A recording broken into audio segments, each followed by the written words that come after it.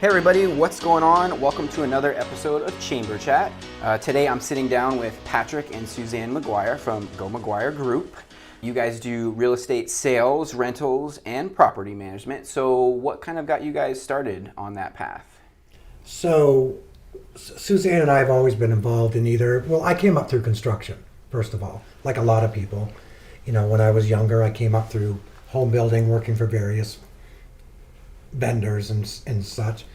And then Suzanne got into real estate, managing properties and working contract to close for top producers. Mm-hmm. And when the housing market crashed, I switched from construction into community association management, and from there into property management. And the whole time this was going on, for maybe 5 or 6 years, we've talked about going into business as a team Together. in real estate sales and property management together. We talked about this for years. Oh yeah. And it basically got to a point where literally in the span of 2 days, Suzanne resigned from her job. I closed my business. We did a refi on the house for startup money, and we just jumped off a cliff together. Went for it. Yeah, like Thelma and Louise. Suzanne said at the time, if we're going to jump off a cliff, let's hold hands on the way down. There you go. So we did, and we haven't looked back. It's been fantastic ever since. So first-time home buyers. Yeah, that's our passion project. I know I've heard you guys talk a lot about it. There's been a huge influx here down in Southwest Florida for people relocating, coming into the area. So talk a little bit about what exactly is a first-time home buyer. So, like Suzanne said, our passion project. So there are technical terms for what a first-time home buyer is. But speaking from our heart and where our passion lies, we're talking about single moms, single dads, young couples just starting out, emergency first responders, healthcare workers, teachers.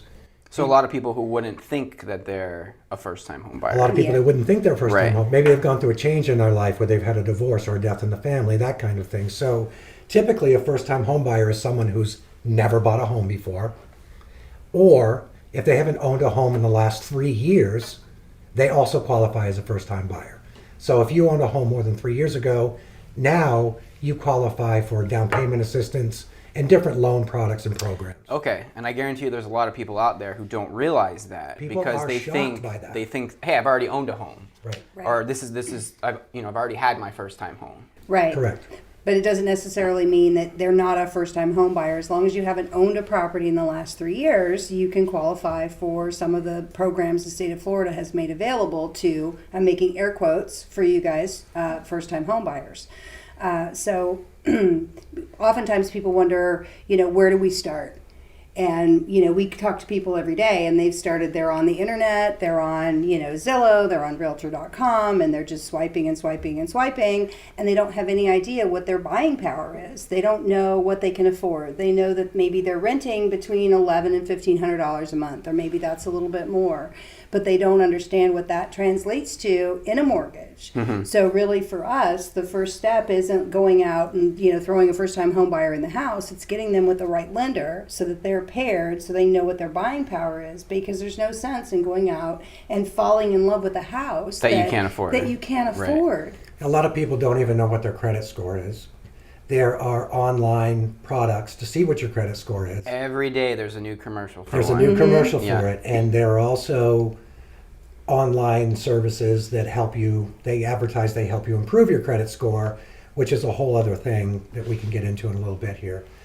But basically, people shouldn't be looking at houses when they don't know what their budget is. They don't know what their credit score is. They don't know the adjustments they need to make to get themselves a loan product.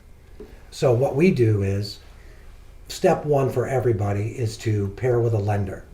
So we work with we know 1,000 lenders, but we traditionally work with a small group of lenders that we do a lot of business with. We know them, we like them, we trust them. We know what their passions are. We know what their products and services are like. Right. So we pair the client with a lender that doesn't just fit the product and the service, but also the personality type. Mm-hmm. We have friends in the lending business that talk real fast. And if we have a client that's stressed out by that, we know not to pair them up. Right. So it's about pairing the client with an appropriate lender. But the lender is absolutely the first step. Okay. Correct. Yeah. And then once you've met with your lender, then you're going to be able to figure out, here's the roadmap. So you give them your information, you fill out an application. In some cases, there's a fee. In some cases, it's free. It just depends on the individual lender.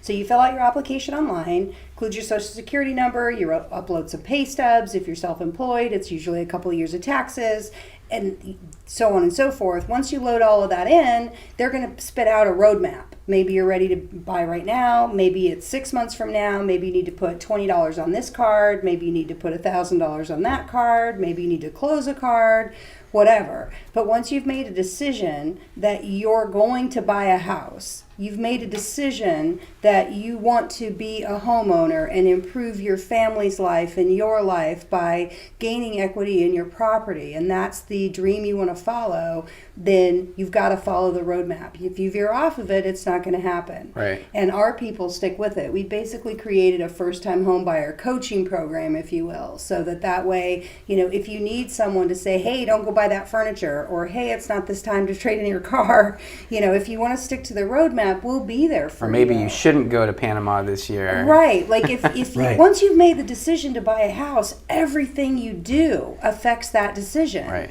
And we've seen deals where they've gotten to the closing table and one of the two people, the wife, let's say, whatever, went out and bought furniture the day before, and all of a sudden the credit score is all jacked up because they've just purchased $10,000 worth of furniture for the property, and you can't do it. Like, once you've made the decision to be a homeowner, then you need to stick with it, and we're there to help you.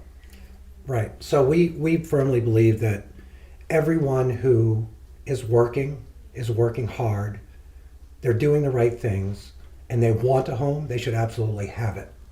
So we draw this roadmap for them that, we're going to help them get there, but they have to do the work, and they have to have the willingness to do the work. Right. This can't be a hobby. Once you're on that path, you need to stick to the path, and we can absolutely get you to where you want to be. So, it's just a matter of time. Right. So backtrack a little bit here. Talk to me about the difference or the advantages of owning a home versus renting. Because I have a lot of friends, I have a lot of people here locally who they know that they're renting and they're paying an arm and a leg, and they just don't think that for the same amount of money they could be owning a home. Okay, first of all, I want to say this. There are people that only want to rent. They don't want to own a home. And for those people, there's nothing wrong with that. If they want to rent their entire life and that's what they want to do, then absolutely do that. What we're saying is, owning a home, in a lot of cases nationwide, including here in Florida, it's less expensive to have a mortgage than it is to pay rent. When you're paying rent, you're paying someone else's mortgage. Right. You're building someone else's equity. You don't have the freedom in that home to do the things you want to do and make it your home. Mm-hmm. You need permission to do things. You've got someone inspecting the property. Or the AC broke. Or the AC broke, and now you've got to make 15 phone calls and you've got to wait for a response. So there are ups and downs to home ownership. Property maintenance is something that especially millennials are taking a hard look at. Do I want to have the maintenance on upkeep of a home that I own? The responsibility of right, owning but the a home. offset of that is the equity you're building in that is an investment in your own future and not someone else's future. Someone said to me once, and I'll never forget this, he said the easiest way to become a millionaire is to borrow $1 million in real estate and have someone else pay for it through rent. Now, if you think about that, you're making someone else a millionaire for renting. But if that's the lifestyle you want, I can understand you don't want the maintenance. But don't be afraid of it, because it's only going to build your own wealth. Right.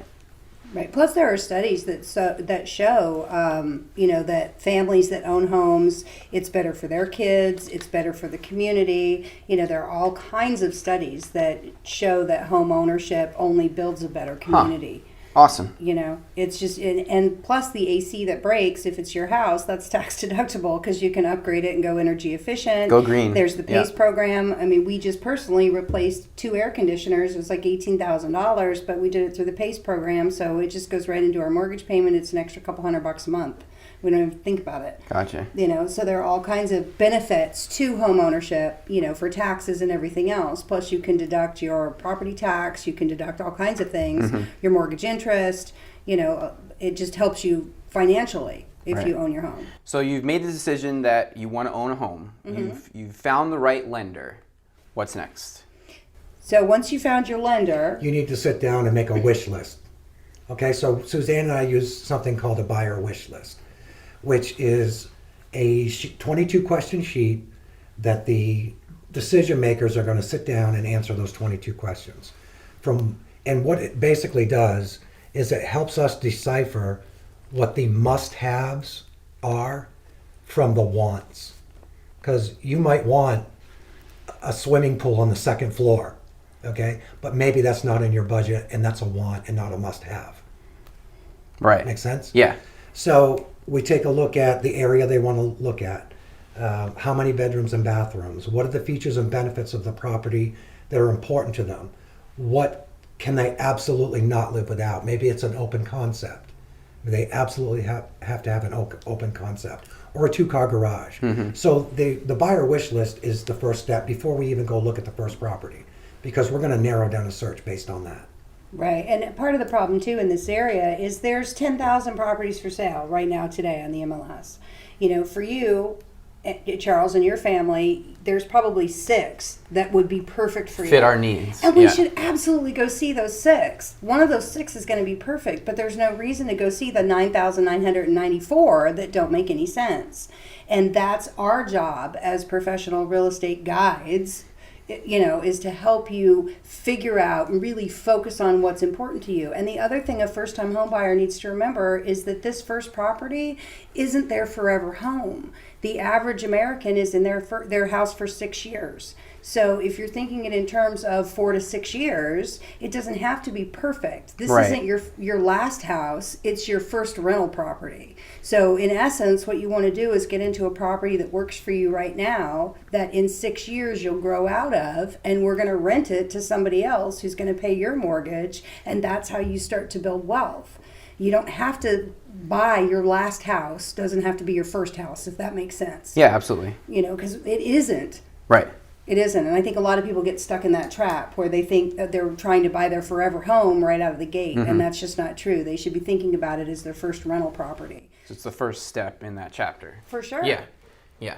So I know, Patrick, you had mentioned it earlier, credit score. And I don't know how many times, you know, you're watching TV, you see instantly raise your credit score, do this, do that. You know, talk a little bit about that and, you know, what your experience on that. So you have to be careful about, now you can raise your credit score by including your utilities, which are paid in full on time every single month. That will raise your credit score. What it will also do is it will throw off your debt to income ratio, because now you just added bills.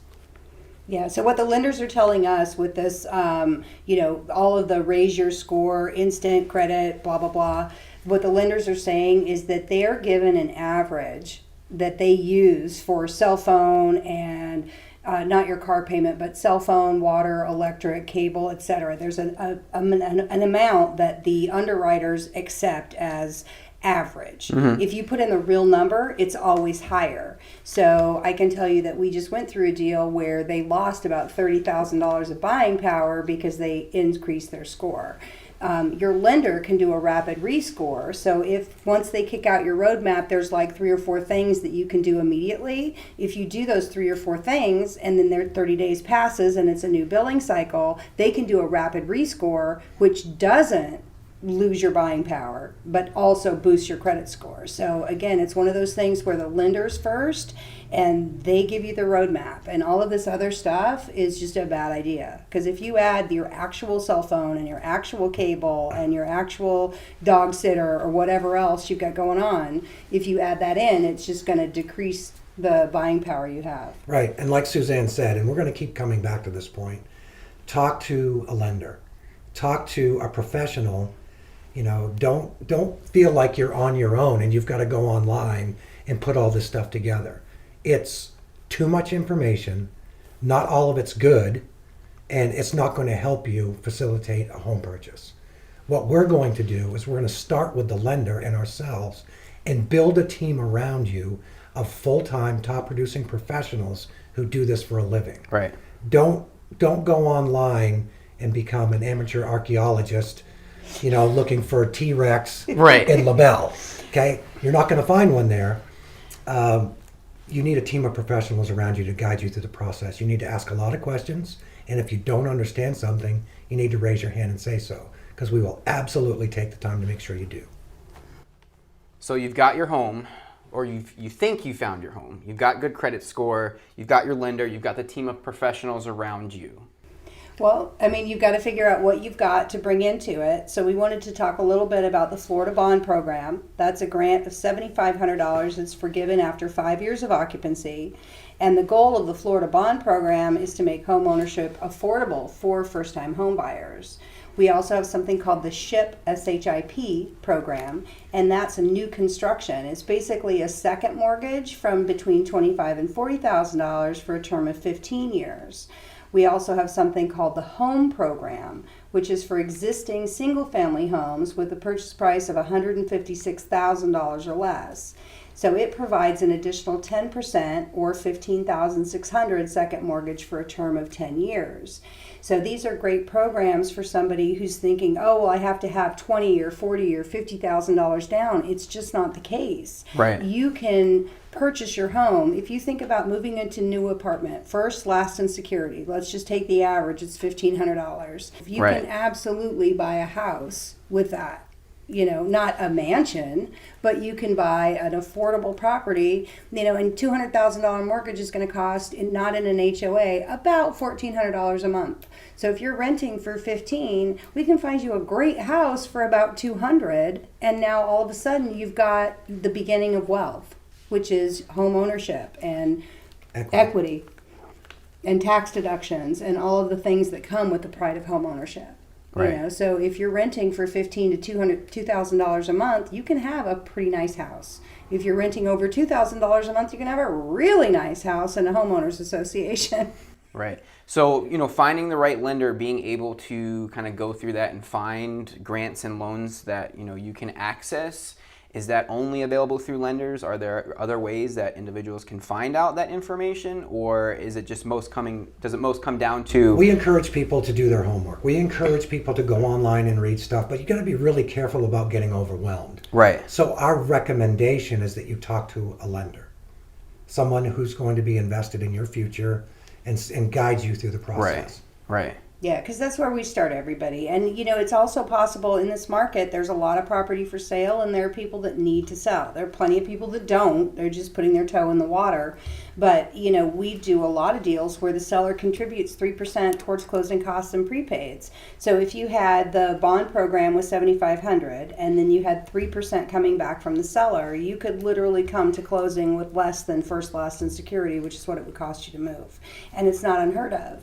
And like Patrick and I have listings in Cape Coral where they're 3-bedroom, 2-bath, completely fenced yard properties, $169,000. Like, you can get into that house. And that's in the South Cape. In the That's Southwest Right. Cape, yeah. It's not in Bumble. Like, it's a really great properties in the Southwest. Yeah, and there's nothing wrong with Bumble. If you like Bumble, Bumble's good. I'm just saying, like, properties Shout out to in the Bumble. Southwest. Bumble is private. Yeah, 169. Your mortgage is going to be less than it's costing you to rent right now. And you're we've gonna seen own that your time and home. time again. Like, those are real stories of people we've worked with who are now in a home of their own for less than they were paying in rent. Right. Oh, I've plenty of stories. A friend of mine the other day was telling me that, she was paying $2,400 a month on renting. And I'm thinking to myself, I'm doing the head of my math. House. That's a lot of money that she's, investing, and she's not getting her return, down the line. Right. There's no tax deduction for rent. There's no, you know what I mean? All you're doing is paying somebody else's mortgage. Right. And they're getting all of the tax deductions. You're building wealth for them, Right. not for yourself. Right. And look, we manage annual rentals. Okay, so we love our tenants. Some of them just want to rent. And again, there's nothing wrong with that. Some of them are renting for now until they can get themselves on a path to buy their first home. And we've worked with our own tenants and moved them out of the rentals that we manage into a home. And then That's pretty cool. Yeah. It's awesome. Start to finish, yeah. Start to Yeah. finish. And it's inspiring to see people who are day in, day out, doing the right thing, working hard, and they've got a goal and they're sticking to it. Right. And if we can help them get there and be part of that, I mean, that's a big reason why we do this in the first place. Awesome. Yeah, because not everybody has the time for first-time home buyers, because some of them, maybe 20%, are ready to go right now. Most of them don't really know Yeah, most what of they them. want. projects. Yeah, Or it's a long-term project. They know they want to buy a house, but their credit's not great, and so it's going to take some work and some time investment and whatever. And unfortunately, in our business, most people are looking for that next paycheck. You know, you guys get paid on Friday. We get paid when something closes. So that lends itself to what's going to close in the next 30 days. And they don't take a longer view of, well, here's this person, you know, here's Jane Smith. I want to see Jane get her house. Right. And if it takes 2 years, then that's what it's going to take. But we're going to make sure she gets there. Right. Well, I'm glad you mentioned that, because one of the things that I wanted to talk about was, you know, how to find the right realtor, you know, especially down here in Southwest Florida. You know, there's a lot of competition. For sure. And you know what, you know, for you guys, you know, what's really the, you know, the magic behind that? You know, why should someone go with this broker or that broker? You Right. know, or, oh, my sister's cousin is a realtor, so I'm going to use them because, you know, they'll get commission. Right. I've been thinking a lot about that lately. Have you seen that commercial, Charles, where it's a Geico commercial, I think, and the doctor comes in and the patients are talking to the nurse and they're like, hey, have you heard of Dr. So-and-so? And she's like, yeah, he's okay. And then the doctor comes in and he's oh, who's just got off suspension? I have, yep. That makes me think about real estate Yep. in our market. So there's just over 13,000 realtors in our MLS. That's realtor dues paying members. 56% of those realtors do 0 deals per year. The next 20% do 2 deals or less per year. That's 76% of all dues paying realtors that are doing 2 deals or less per year. How can somebody who's doing 2 deals or less per year actually give you the service that You're looking deserve? for, right? Yeah. You know, I talked to a lady the other day. She came to an open house, and she had been working with her sister. Her sister's here part-time. She said she and her husband had looked at like 250 properties. She said 1,000, but like realistically, it was probably 250. And I'm like, let's even say it's 50. Right. Again, That's there's a lot of there's time. only 6 that are right for you. Yeah. Like I promise you, if we drill down to what you're really looking for, 6, maybe 10 on the outside are perfect. Why look at bachelor's number 9,000 through 990, like whatever, those, they're not right for you. Yeah. But she had been looking and looking and looking, and she wanted to work with her sister, and all I could think was, how is her sister, you know, doing that to her family? She's not here. Right. Why wouldn't she just refer it out? Her sister had a certain comfort level because they're related that she wasn't going to lose a client, that her own sibling wasn't going to walk away from her and work with another realtor. Consequently, she was giving her sister terrible service. Horrible. And Yeah. it broke my heart. Like I told her, I said, listen, I'd happily pay your sister a referral fee. Like seriously, you need to work with somebody who's, I don't know, here. So what are, no, I mean, I hear that all the time. So like, what are things that people can do to hopefully eliminate having that happen to them? Look, don't be afraid to interview multiple realtors. For sure. I mean, you're looking for a full-time, top-producing professional. And Suzanne and I work really hard at our business. We're full-time, we're professional, we're award-winning top producers. We're not afraid to tell people that because we earned that. Mm-hmm. We're very proud of how hard we work for people. So, you know, if you're talking to a realtor who does 2 deals or less per year, it's not likely that they're going to be at an expert level at their job if they're doing it, you know, Part-time. Right. part-time. Right. Yeah. And there's nothing wrong with people that are agents that are trying to set themselves on a career path where they can work into full-time real estate. As long as they're committed, they're going to continuing education, they're volunteering in the community, they're serving at the board, they're helping at the chamber. You know, they're doing the right things to put themselves at that level Right. where they're doing an outstanding job for their client. And that's what it comes down to, because really about 5% of the realtors in Southwest Florida are doing most of the business. And that's because they're top producers full-time and they go out there and they do the work. Yeah. Yeah, and that's just it. I mean, because, you know, we're not down on anybody. Don't get me wrong. It's just there's a difference between professional real estate and real estate. And I think realtors in general, we're like one rung above attorneys and car salesmen. And I'm not happy with that. I'm not happy with it at all. We all want, like, we go to Florida Realtors every year, and one thing that we talk about is professional standards. Like myself, I'm the professional standards chair for the board. Patrick's on the board of directors. I mean, there's a difference when you talk to somebody who's in this seriously versus somebody else. Yeah. And I think consumers should be able to tell the difference. Yeah. We've always said that it should be much more difficult to get your real estate license here in Florida. Suzanne makes a joke where she says when you move to Florida, you go to the DMV, you get your driver's license, you write down that you're an organ donor, and you get your real estate license. Well, you check your, political party, organ donor, yes or no, and then do you want your real estate license? Yeah. Sure, why not? Why not? Yeah. Because it's that easy. And I think we're going to see that change in the future. It is going to become more difficult. There is going to be more education requirement. There is going to be more on-the-job experience required, and it should be. That's because good. The number one problem realtors have are other realtors. Good professional Right. top-producing realtors, their number one problem are part-time realtors that aren't doing a good job.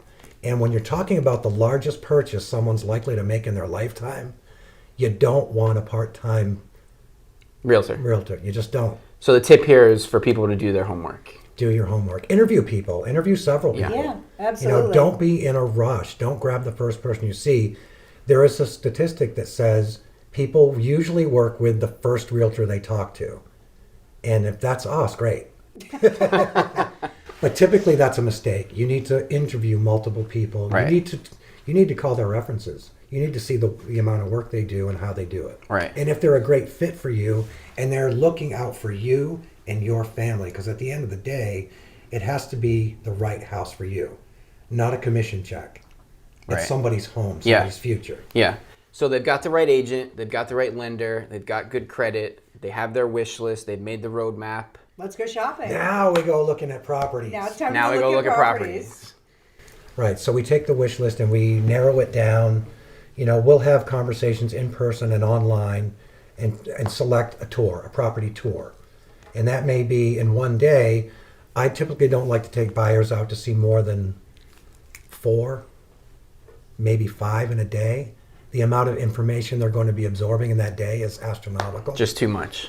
The number one thing I do when I give them their binder with the property information in it, blank paper and a ballpoint pen, and I tell them take notes on every single property.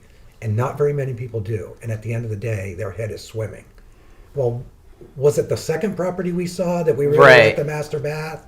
Take notes. Write down every property you see, your likes, your dislikes. Yeah, that's a very good idea. We have them rate them on a scale of 1 to 10. 1 being, oh my God, get me out of here, and 10 being, I'm in love with this house, I want to make an offer. So should they do that like right after they're done touring, or? Right. Yeah, So home while by they're in home. there. Okay, so you've made your notes on the house where we just looked at. Now rate it from 1 to 10. Yeah, gotcha. And then that way, when you get ready to go back, because those 6 bachelors that we're going to go look at, and I don't mean to keep harping on 6, it might be 10, it might be 3. It just depends on, how focused we got and how clear you got. So here's your group of properties, we're going to go take a look at them, and then we're going to go back again. Maybe we see 5 on Monday and the balance of them on Tuesday, and then Right. Tuesday afternoon, we're going to leave open to go back and see the ones that made sense. Right, the ones that you so liked. let's narrow Yeah. it down to your top 2. Let's go look at them again. Let's go sit in them. Let's go spend some time in them. Let's go see how the backyard feels. Let's go back and see them at night. What's the view look like? Where's the sun? What's the neighborhood like? And that's all fine. You're not picking out a sweater. This isn't a Macy's Black Friday sale. Right. This is your house that you're going to be in for the next 4 to 6 years. And it's going to be a rental property for your first tenants. So let's go see what that would look like. Awesome. So is there any advice for once, they find that their dream home and they've either already moved in or they're about to move in that, most people won't think about? Yeah, one of the things we talk about is once you've made your offer on the property, that's just where the work begins. Once you make your offer and you put your escrow deposit down, that's just the beginning. So now you're going to want to have a home inspection, and you're going to have to work with your lender and just answer everything timely. If your lender asks you for something, get it to them. Don't assume that they're going to be around at 5:30 p.m. when you get off work. They work 9 to 5. If you work 9 to 5, you're going to have to take some time on your lunch hour and participate in the process. So everybody's working to get you where you want to go, but for sure you want to participate. So then you get to the closing day and you're going to have to wire your funds in, whatever your cash to close is, and you're going to need to have your insurance set up and all. Like, there's a bunch of things that happen. Once you sign, it's not like signing a lease and then you get your keys. It's the beginning of a 30 to 45 day process where you can't go out shopping for the furniture and you can't mess with your credit score, and it's not the time to go buy a new car. This is the period of time where the title work is done. Mm-hmm. So the background on the property, are there any encumbrances or liens or loans? Right, and then so it's the beginning of the work. So at the closing table, that's where everything comes together. So you're going to end up with your closing statement, you brought your cash to close, you get your keys, your closing gift. For us, it's a cruise, 5-day, 4-night to Bahamas, Mexico, Western Caribbean, whatever. Maybe somebody else, it's flowers. And so once you Not calling anyone out or anything. Well, Yeah. when we bought our house, we got flowers. Yeah. When we help people buy a home, they get a 5-night cruise. I got the Yeah. keychain.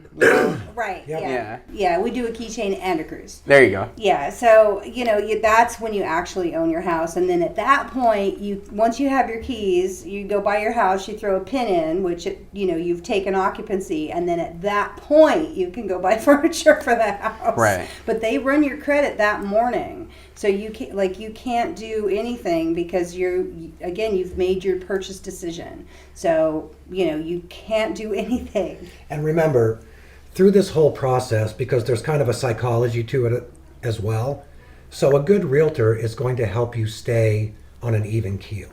This can be an emotional roller coaster ride. So we feel it's our duty to our client to help them just, sometimes just take a step back and take a breath. Just breathe. And then we start to ease back into it, because it can be stressful. It can also be a lot of fun. It can be a lot of excitement. TV makes it look really fun. TV makes it look really easy and really fun. Yeah. HGTV is ruining people. Yeah, no, and I love those shows, Yeah. but I know they're not based in reality. Right. Right, but most people don't. I mean, and it's just like anything else. Nothing's going to be perfect, because unless you're buying new construction, you have to think of this in terms of you're buying a used car versus a new car. Right. A used car is going to have a cigarette burn in the back seat. It's going to have some wear on the dash. It's going to have, some of the tint might be peeling. Car runs fine.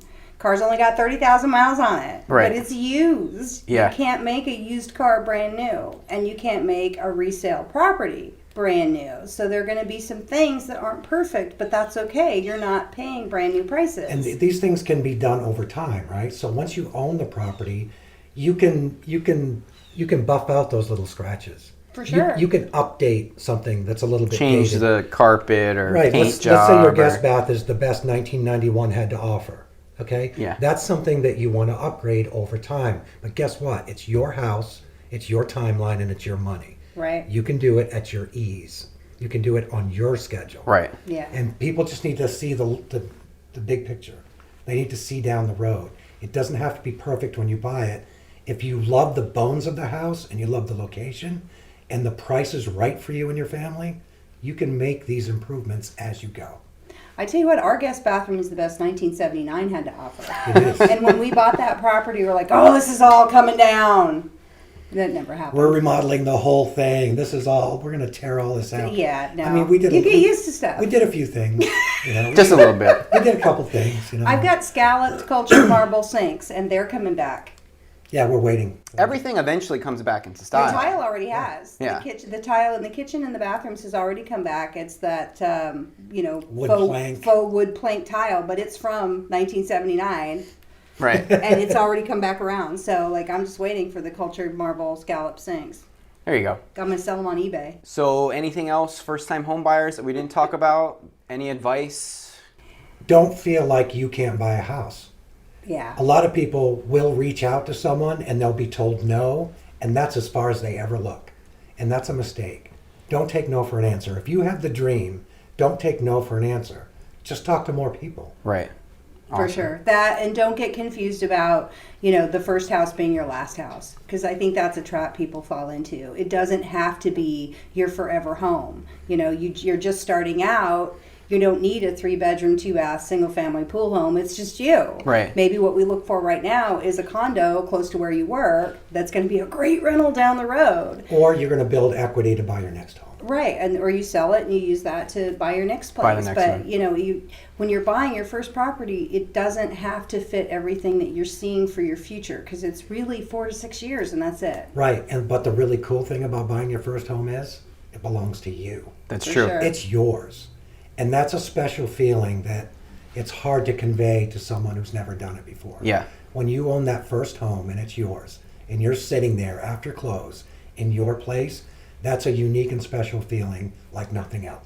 Well, thank you so much, guys. How can the people listening get in touch with you guys if they have any more questions, any more advice?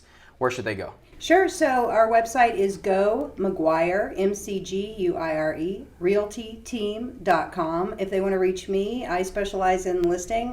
From the listing side of the team, you can reach Suzanne at 239-287-5573. And I specialize in the buyer side of the duo. My cell is 239-287-9289. And you can reach us on all the social media platforms. Facebook, Instagram, Twitter. Reach out to us, Go McGuire Team or Go McGuire Group. Or really just Go McGuire, basically. Go McGuire in a search engine and you're good. Yeah, if you put in Go McGuire, you'll find us. You guys will come up. Awesome. Well, thank you so much, guys. Thank you. Thank you, Charles. Thanks so much for listening to this episode of Chamber Chat. Don't forget to tune in next Tuesday for a brand new episode. You can find us on YouTube, Apple Podcasts, Spotify, and all major podcast platforms. Don't forget to subscribe.